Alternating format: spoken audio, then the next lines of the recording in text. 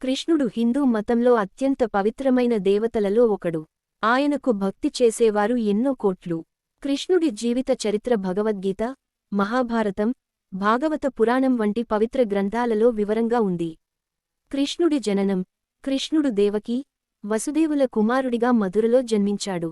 కంసుడు దుష్ట రాజుగా మధురను పాలిస్తున్నప్పుడు దేవకీకి పుట్టే 8వ సంతానం తనను చంపుతాడని శపించబడటంతో అతను దేవకీని, వసుదేవులని జైలులో బంధించాడు.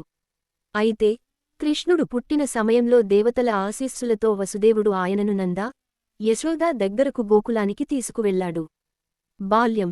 కృష్ణుడు బాల్యంలోనే అనేక మాయలు చేసి గోకుల వాసులను రక్షించేవాడు.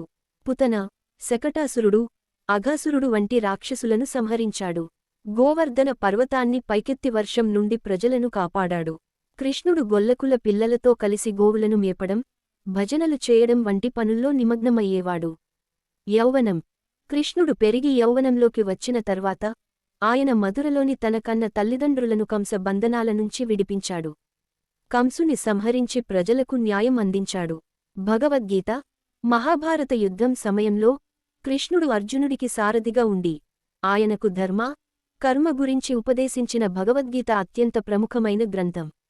భగవద్గీతలో ఉన్న కృష్ణుని ఉపదేశాలు జీవితం పట్ల అవగాహన పెంచే విధంగా ఉన్నాయి. రుక్మిణీ కళ్యాణం. రుక్మిణితో కృష్ణుడు వివాహం చేసుకున్నది. ఆమెను ప్రేమించి ఆమెను రావణుని నుండి కాపాడాడు. ఆమెకు ధైర్యం, ప్రేమ చూపుతూ జీవితాంతం సహాయం చేశాడు. ద్వారక రాజ్యం. తరువాత కృష్ణుడు ద్వారక నగరాన్ని స్థాపించి ప్రజలకు ఆపద్బాంధవుడిగా నిలిచాడు. ఆయన న్యాయం, ధర్మాన్ని ఆచరించే రాజు అయ్యాడు. కృష్ణలీల. కృష్ణుని జీవితంలో జరిగిన అనేక లీలలు అతనికి భక్తుల గుండెల్లో స్థానం కలిగించాయి. కృష్ణుని జీవిత చరిత్రలో ప్రేమ, ధర్మం, న్యాయం, జ్ఞానం ప్రతి అనుభవంలో కనబడతాయి. మహాప్రస్థానం. కృష్ణుడు తన జీవితం యొక్క ఆఖరి భాగంలో ద్వారకలో జీవితం ముగించుకున్నాడు.